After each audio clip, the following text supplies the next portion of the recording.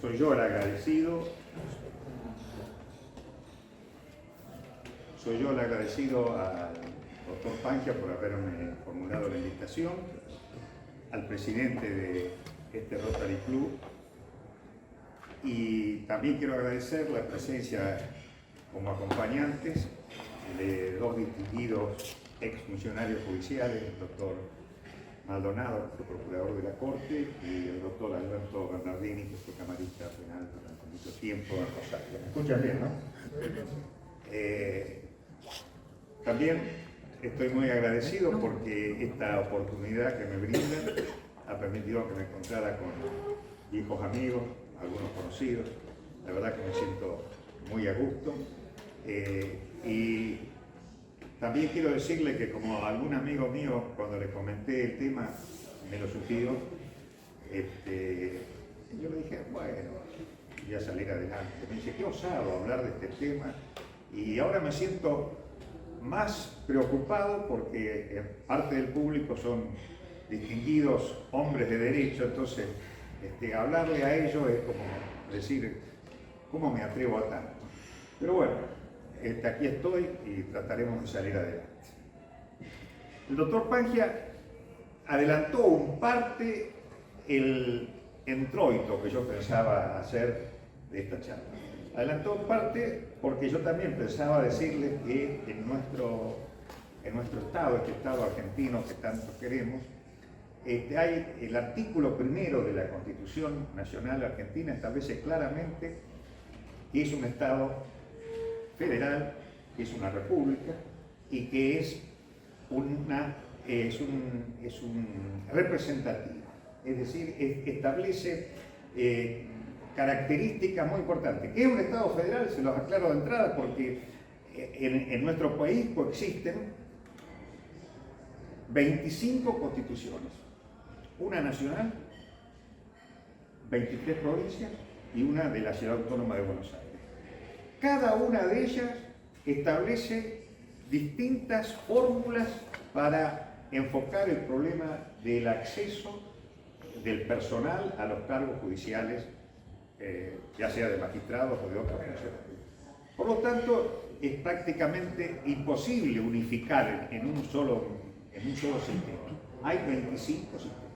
Yo me voy a referir particularmente al sistema nacional, por alguna referencia al sistema provincial Lo que caracteriza a la República, y perdónenme a los abogados, hay algunos rasgos que son bien caracterizantes. Los cargos surgen de los votos y son periódicos y los funcionarios deben responder por sus actos. Que sea un gobierno el que adoptamos para nuestro país representativo, ¿qué significa? Que el gobierno lo ejercen los representantes. El pueblo no delibera ni gobierna sino por medio de sus representantes. Aunque esto, hoy en día, con la nueva Constitución, ustedes saben que se modificó en el 94, dejó abierta la posibilidad, todavía no utilizada, de que se pueda consultar al pueblo y que también el pueblo pueda tener en determinados casos y con determinadas condiciones lo que se llama la iniciativa popular, es decir, la iniciativa de proponer leyes al pueblo. Estas dos instituciones incorporadas a la Constitución nunca se han utilizado.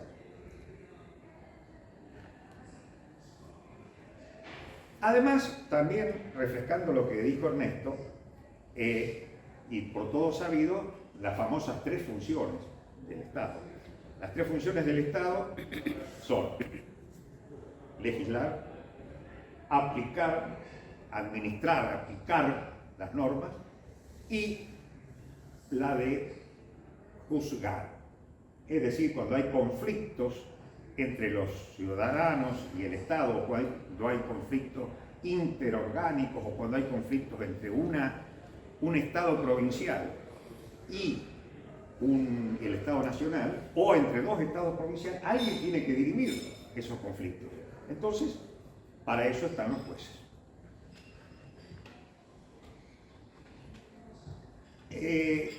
Normalmente, siempre estas diferentes funciones, llamémoslas así, se atribuían a diferentes órganos, a diferentes personas. Pero en realidad, después de las enseñanzas de Montesquieu, se le empezó a dar otro atributo a esta.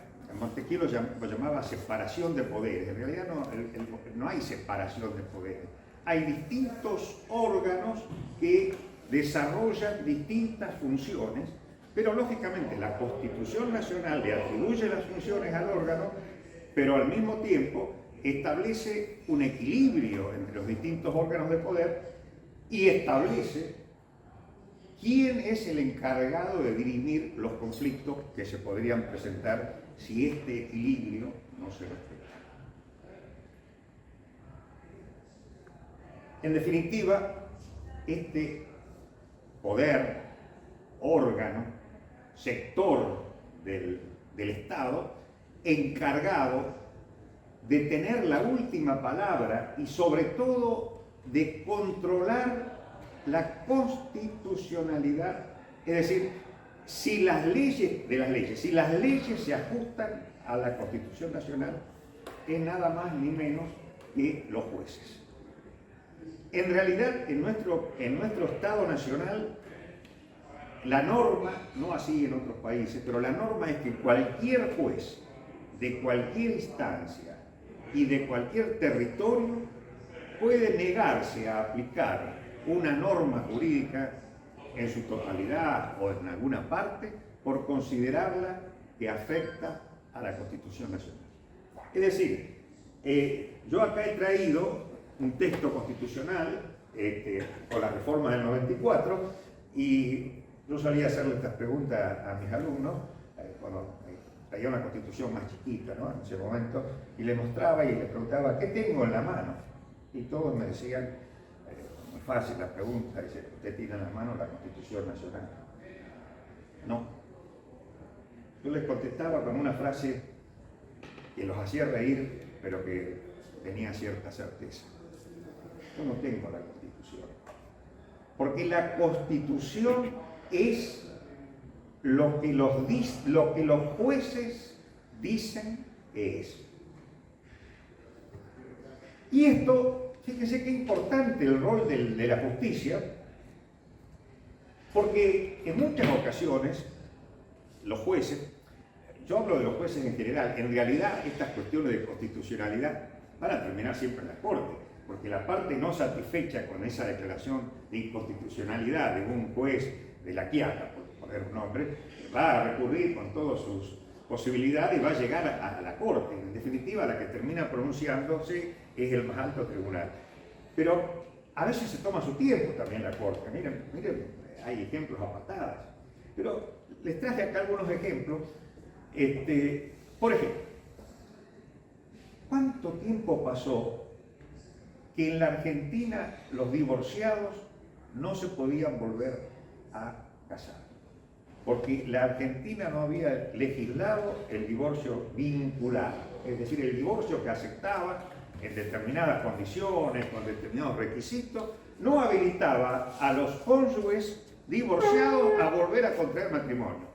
Se inventaron juicios, casamientos en México, Paraguay, en Uruguay, para solucionar el tema, hasta que, después de mucho tiempo y de muchos planteos, la Corte dijo, en un caso, en 1986, no, esta norma viola la Constitución Nacional, está afectando derechos personales de las personas que quieren volver a formar un derecho a empezar de nuevo.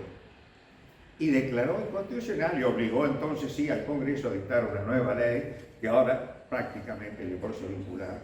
Argentina era uno de los pocos países que no tenía el divorcio vincular en el mundo. La Corte a veces, repito, se toma su tiempo, pero en definitiva dice, aclara qué es lo que está en juego cuando se viola la Constitución. Mire, Santa Fe hizo una gran demanda porque entendía que el Estado Nacional retenía parte de lo que le correspondía por cuando se privatizaron las jubilaciones. hizo un juicio.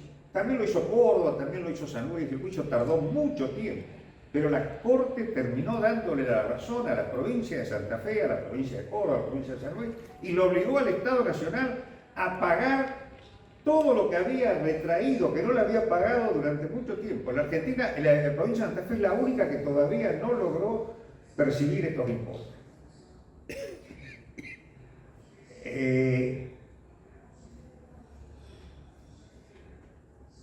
Y hace muy poco, de esto vamos a hacer más tarde algunas consideraciones, hace muy poco, en un fallo verdaderamente muy importante, declaró la inconstitucionalidad, nada más ni nada menos, de que el organismo creado por la Constitución reformada en el 94, encargado, entre otras atribuciones, de intervenir en la selección y en la designación y en la remoción de los jueces en el orden nacional.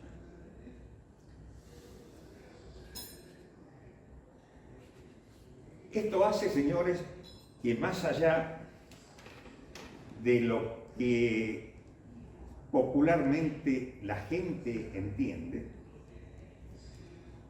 si hay un poder que está por encima de los demás poderes, si hay un órgano que está por encima de los demás poderes, es el órgano judicial. Es muy común escuchar decir, y abriendo la boca grandemente, oh, el presidente es el primer mandatario. Muchos periodistas al referirse a lo que es el primer mandatario, mucha gente dice, es el primero, es el que manda más. Estamos confundiendo los roles. El mandatario no es el mandante. El mandatario es quien recibe el mandato del pueblo. Es decir, el que manda es el pueblo. El mandante es el que manda, no el mandatario. Entonces, también se le suele atribuir muchas facultades y muchas prerrogativas a los legisladores. Pero por encima del presidente y por encima de los legisladores están los jueces. Están los jueces. Y acá es la gran paradoja en nuestro país. El poder judicial es el menos representativo y el menos republicano de los tres clásicos poderes. En la nación, como en las restantes 24 jurisdicciones, en la actualidad, ningún juez es elegido directamente por el voto popular. Y sus cargos, hasta el 94 en el orden nacional y aún hoy en la provincia, son por un tiempo indeterminado. ¿Qué hay de republicano en esto? ¿Qué hay de representativo?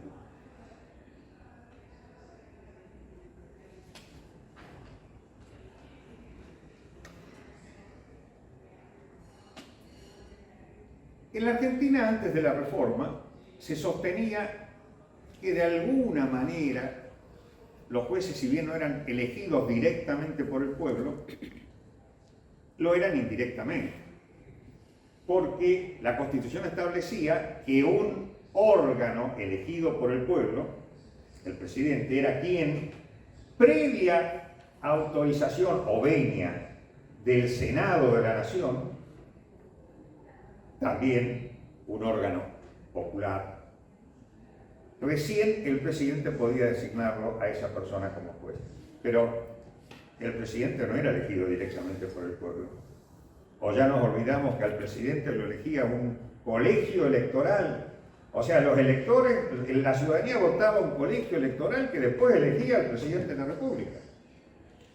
Y el Senado tampoco era elegido por el pueblo, porque los senadores eran elegidos por las legislaturas provinciales o un colegio electoral específico en la ciudad de Buenos Aires.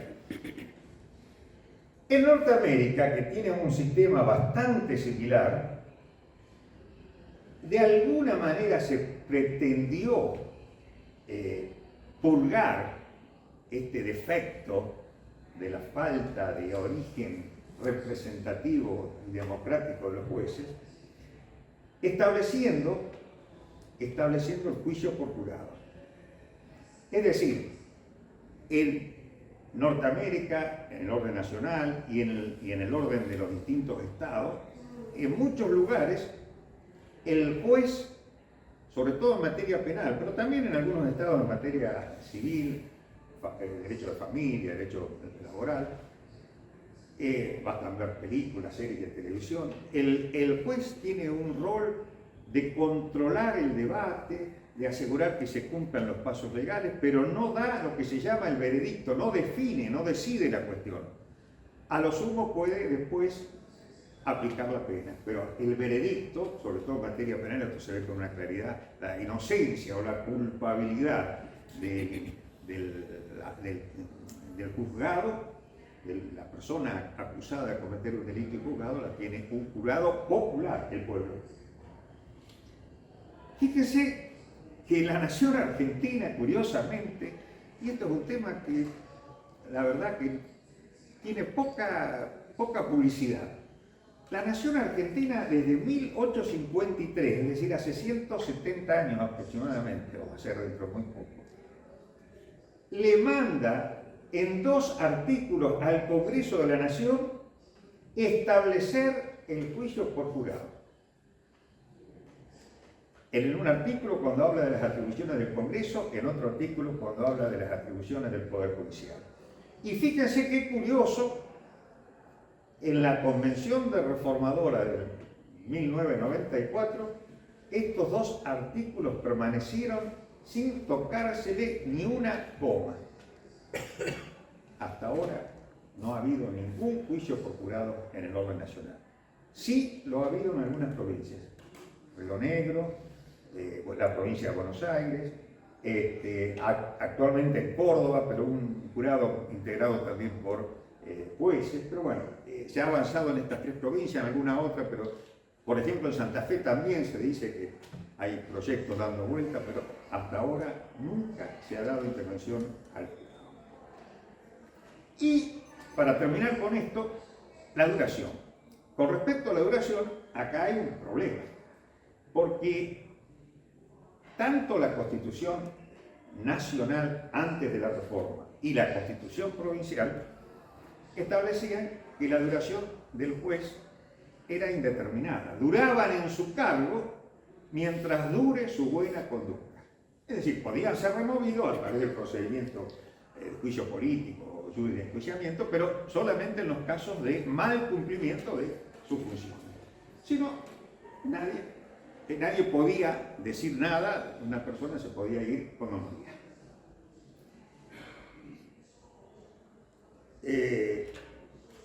Claro, calificar la permanencia en el cargo de un juez como algo antidemocrático o antirrepublicano, por eso de la periodicidad de los cargos, es un poco atrevido. ¿Por qué? Porque yo creo que es necesario que el juez tenga todos sus empeños dedicados a la función y saber que su cargo se termina en 5 años, en 10 años, en 4, el periodo que sea, tal vez haga que no cumpla acabadamente con sus funciones, tratando de favorecer a aquellos que después podrían designarlo o hacerlo continuar en su cargo. Es decir, que la continuidad en el cargo, como algunas otras prerrogativas que tienen los jueces, como por ejemplo la intangibilidad en sus remuneraciones, como así también la inamovilidad, ningún juez puede ser desplazado de su sede natural, son todas garantías que hacen a la independencia judicial. Por lo tanto, lo de la continuidad valoro que siga existiendo. No obstante, y ahora voy a entrar dentro de unos pocos minutos en materia, también esto ha sido modificado en la Constitución Nacional.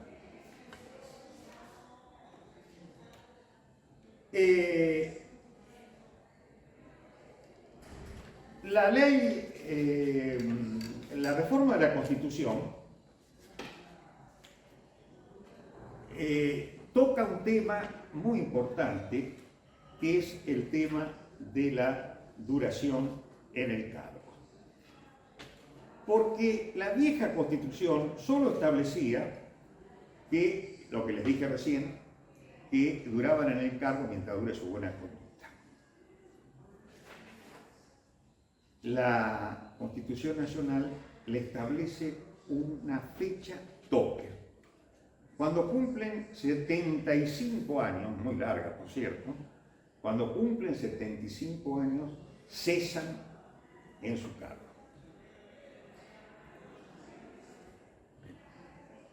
Voy a volver sobre este particular, porque ustedes me van a decir, pero hay jueces que tienen más de 75 años. Sí, todavía los hay, y acaso los siga habiendo. Porque la cláusula que modifica en el 74 la duración en el cargo de los jueces fue atacada por los jueces que ya estaban en su cargo desde dos distintos ángulos. Por un ángulo se le atacó porque era un tema que no estaba contemplado en aquellos que podían ser reformados. O sea que como que el constituyente del 94 se excedió en sus facultades. Y segundo, alegando que la designación se había sido hecho con otro texto constitucional y que por lo tanto ellos tenían un derecho adquirido a permanecer en el cargo mientras dure su buena conducta, sin que ese tope de 75 años les pudiera afectar. Fíjese que uno de los ministros de la Corte que más duró en su cargo, y se jubiló hace muy poco, el doctor Fay, se retiró voluntariamente con 93 años. Y por todos conocida, la doctora Servini de Cubría también excede por largueza la edad tope que fijó la Constitución reformada.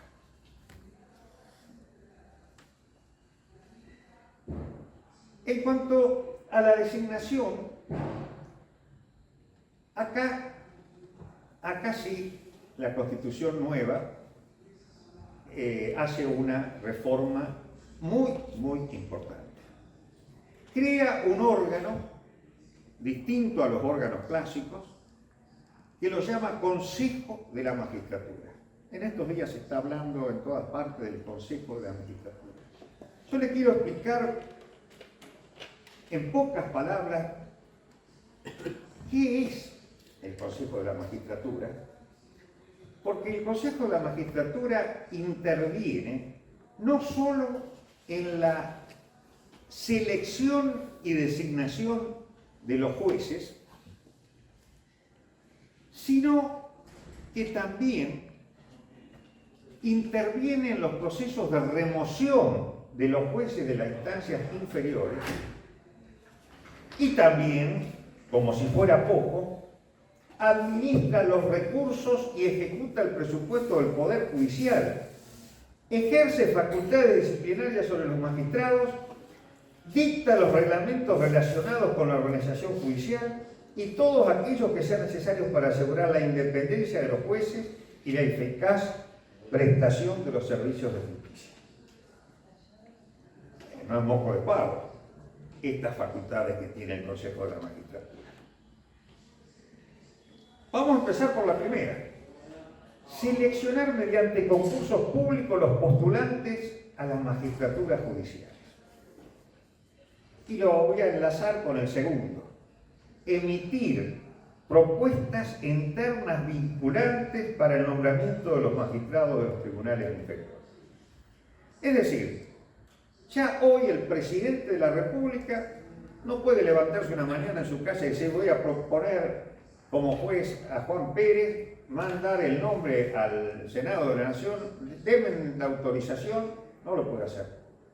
Porque la selección por concurso la hace este órgano, el Consejo de la Magistratura. Y después le manda 3 nombres, una terna. Esa terna es vinculante para el presidente. No se puede apartar de esa terna. Tiene que nombrar uno de los 3. Cualquiera, pero uno de los 3. ¿Para todos los jueces? No. La Constitución distingue. Dice, este procedimiento es solamente para los jueces inferiores. Los jueces superiores, es decir, los de la Corte, tienen un procedimiento distinto. ¿Cuál es el procedimiento distinto? Los elige el presidente, manda el nombre al Senado y el Senado, por 2/3 de los votos, puede darle la autorización para que el presidente lo designe. Esto es lo que dice la Constitución. Cuando apenas asumió su presidencia, a principios del siglo, el presidente Néstor Kirchner autorreguló las facultades que le daba la Constitución y dictó un decreto. No tiene entidad constitucional, ni siquiera es una ley, es un decreto del Poder Ejecutivo, donde dice, no, yo no voy a hacer uso de estas facultades, yo voy a actuar en base a este reglamento. Entonces, cuando se produce una vacante, yo voy a, en 30 días, fíjense, se ponen plazo, en 30 días voy a elegir a quien a mí me parezca, pero voy a publicar su nombre en tales diarios, con tales anticipaciones, y voy a escuchar al pueblo que diga qué tiene que decir sobre mis candidatos, o mis candidatos, si es uno solo. Y le voy a pedir a los candidatos que me manden todos los antecedentes, que me manden un detalle de su patrimonio, que me digan en qué estudios jurídicos trabajaron, en fin, qué bienes tienen. Le voy a pedir a la AFIP que me mande constancia de cómo está esa persona con respecto al pago, al cumplimiento de sus obligaciones fiscales. Después de eso, que termine todo este... y le voy a posibilitar al pueblo que se expida y que me diga qué tienen contra esta persona, que va a ser posiblemente designada juez de la Corte. Después de todo este procedimiento, en 15 días voy a mandar el nombre, o no voy a mandar ningún nombre, y empezaré otra vez el proceso, a la Cámara de Senadores para que me den el acuerdo. Bueno, en nuestro país se produjo la vacante por jubilación de Hayton de Nolasco hace ya casi 6 meses. Fue en noviembre del año pasado, y todavía este decreto está vigente. Puede ser derogado, el presidente deroga un decreto por otro decreto, pero el decreto está vigente y no se cumple.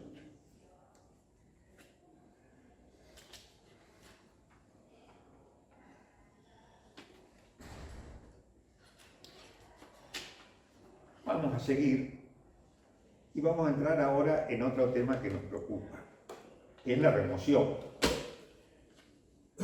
El tema de la remoción de los jueces, como lo establecía la Constitución vieja, era complicado, muy complicado, a tal punto que se conocen muy pocos casos de jueces destituidos por el juicio político.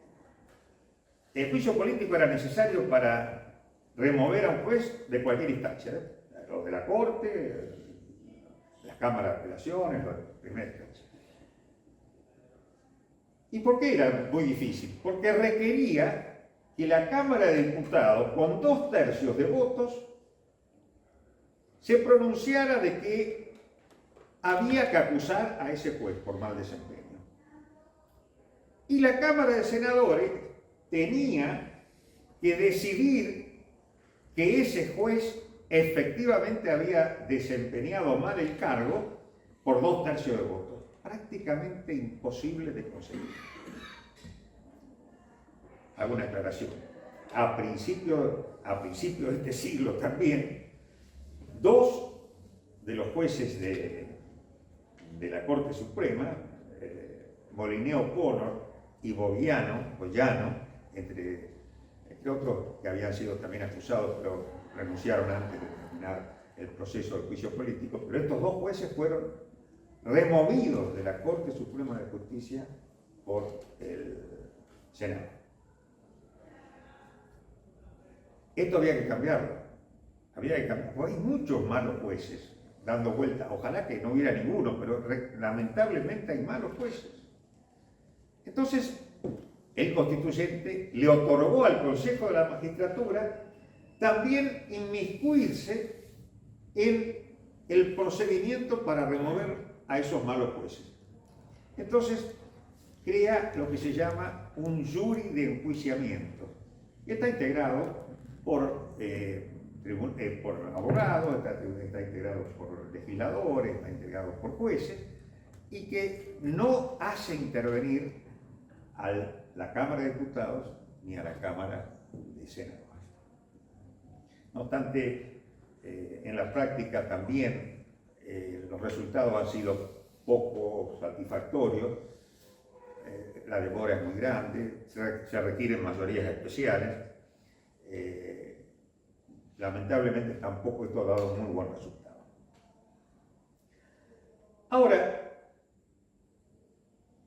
un órgano que ejerce esta enorme cantidad de funciones y enorme importancia de las funciones que ejerce, lamentablemente fue incluido en la Constitución Nacional reformada, yo creo que a las apuradas, sin el tiempo suficiente como para dotarlo de una organización, de aclarar más qué era este órgano, sobre todo, particularmente, cómo se integra, quiénes son los que deciden la integración de este órgano, cuánto duran, cuánto van a ser su número. Todo eso, la Constitución reformada lo dejó en manos de una ley especial del Congreso que debía dictarse con mayoría absoluta de los senadores y mayoría absoluta de los diputados. Se tardó 3 años para dictar la ley que establecía la Constitución. Y se dictó la primera ley del Consejo de la Magistratura, una ley 24.937, consensuada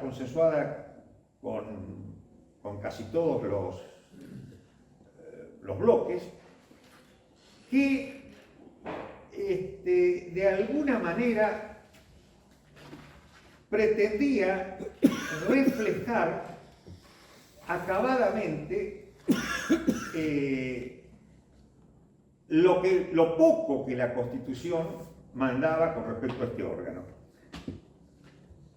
Primero, la Constitución dice: el Consejo será integrado periódicamente.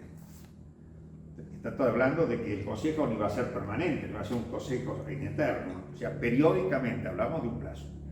Segundo, en su integración deberá procurarse el equilibrio entre la representación de los órganos políticos representantes de la elección popular, entre paréntesis, ¿qué es el equilibrio? De los jueces de todas las instancias, de los abogados de la matrícula federal, y será integrado asimismo por otra persona del ámbito académico y científico, en el número y la forma que disponga la ley. Muy vago, ¿no? Muy vago. Le vuelvo a repetir la ley 20.000, la que recién mencioné. Es una ley, en general, yo la califico como buena.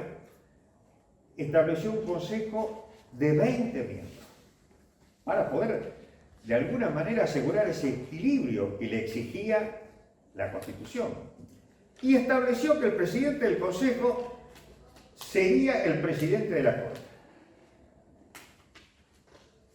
Claro, porque si tenía tantas atribuciones, podría darse el caso que existiera conflictos entre la Corte y el Consejo de la Magistratura.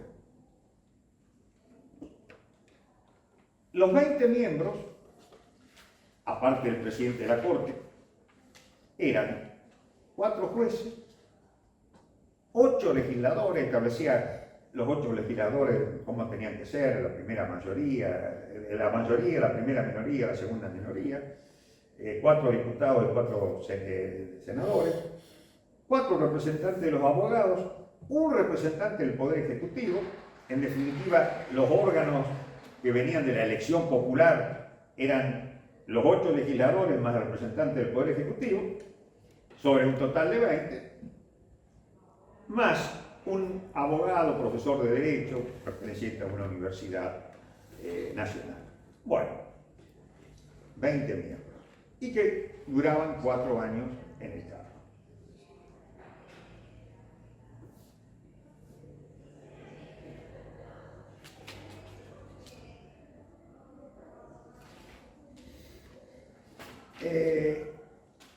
Esta ley sufrió una reforma. Primero se intentó reformarla de una manera curiosa.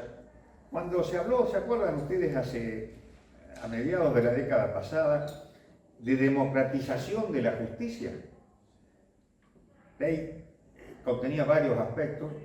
Un aspecto modificaba el Consejo de la Magistratura y pretendía que los integrantes que no provenían de los órganos elegidos por la voluntad popular, es decir, legisladores y ejecutivos, fueran elegidos directamente por el pueblo conjuntamente con las elecciones de diputados y senadores nacionales. La Corte otra vez acá dijo, señores, esto es inconstitucional. La Corte dijo, esto es inconstitucional. En definitiva, todos los integrantes del Consejo iban a tener un origen político, porque los partidos iban a presentar candidatos para diputados, senadores, consejeros. En definitiva, iban a estar representando a partidos políticos en el Consejo. La Corte la declaró inconstitucional. Y después, cuando la actual vicepresidenta era senadora, propuso y obtuvo un proyecto de ley sancionado por ambas cámaras que disminuyó el número de miembros del Consejo de la Magistratura de 20 a 13. Y de los 13, ninguno era el presidente de la Corte. Es decir, no había ningún miembro de la Corte integrando el Consejo, no solamente el presidente, ninguno. Esta es la ley que la justicia acaba también de declarar inconstitucional porque no se respeta el equilibrio que la Constitución impone para que funcione el Consejo de la Magistratura. En definitiva,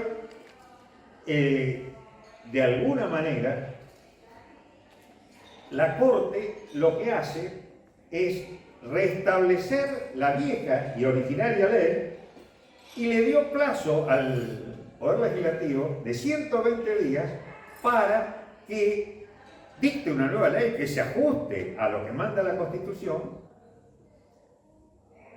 En caso contrario, directamente la misma Corte establece que se deben integrar los consejeros faltantes, que solamente actuaban 13, los 7 faltantes, el presidente de la Corte incluido, de acuerdo al texto de la ley que ahora se ponía nuevamente en vigencia.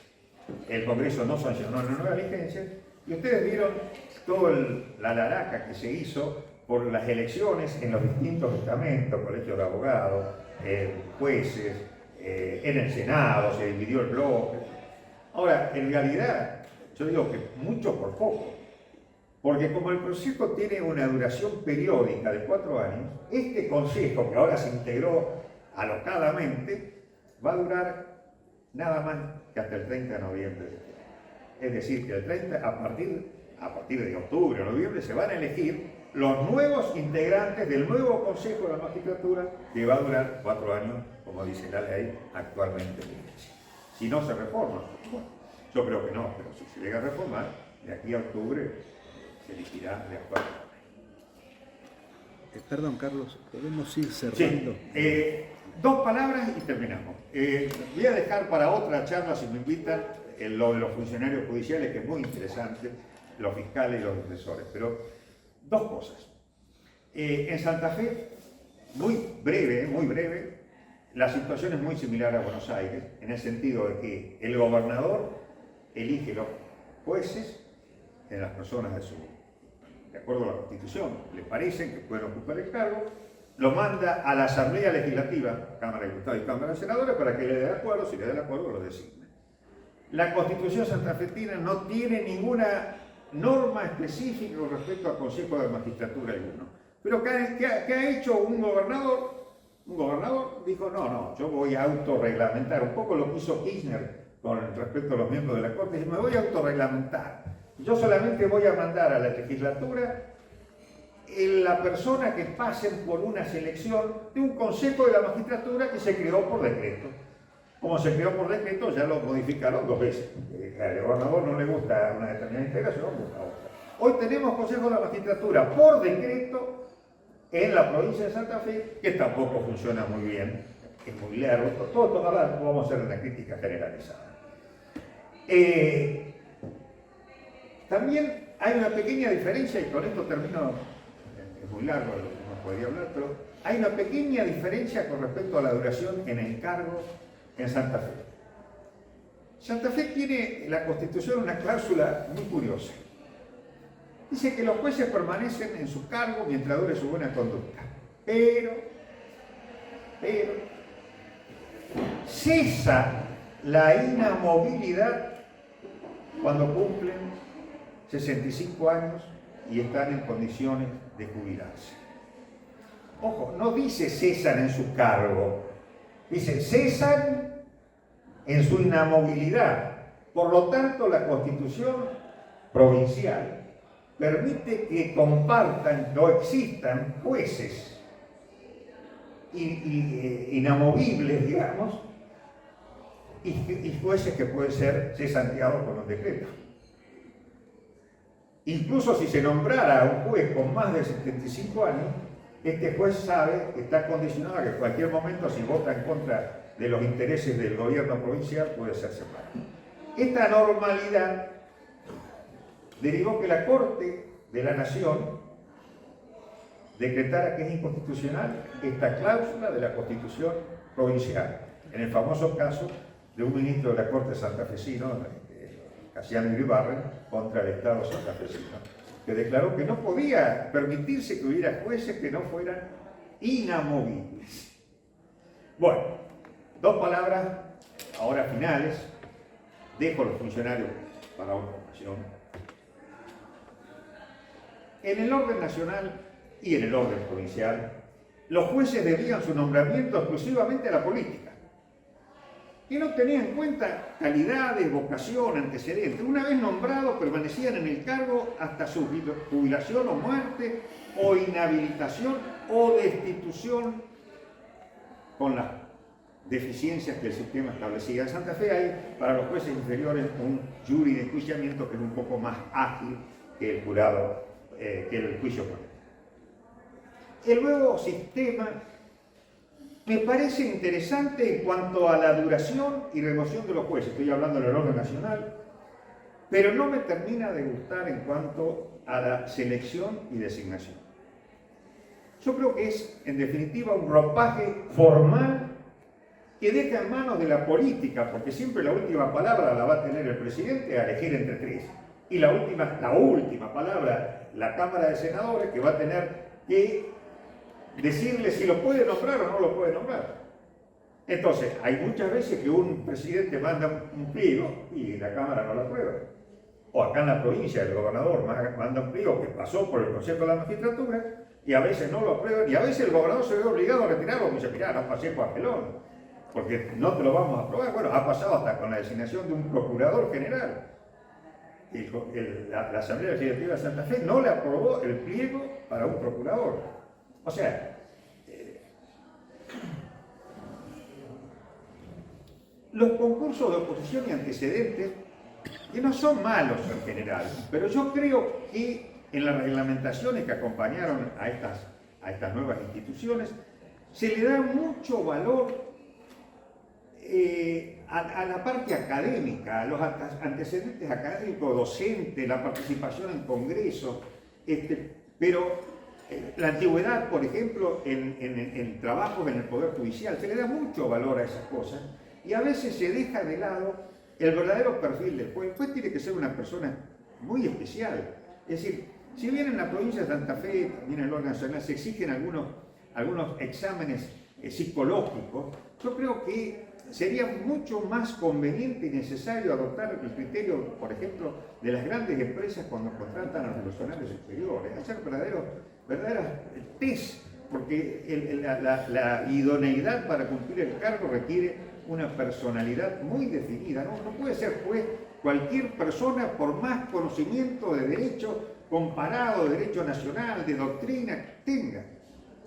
Y eso no está, ese aspecto no está debidamente cuidado.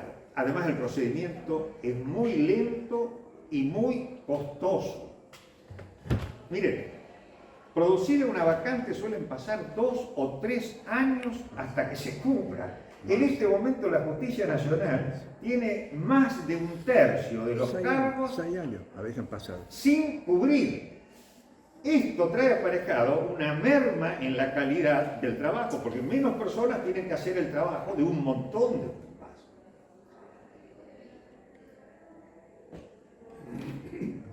Yo entiendo, señores, que estos temas deben ser considerados por la sociedad, porque la sociedad en definitiva es la que paga las consecuencias de una mala justicia.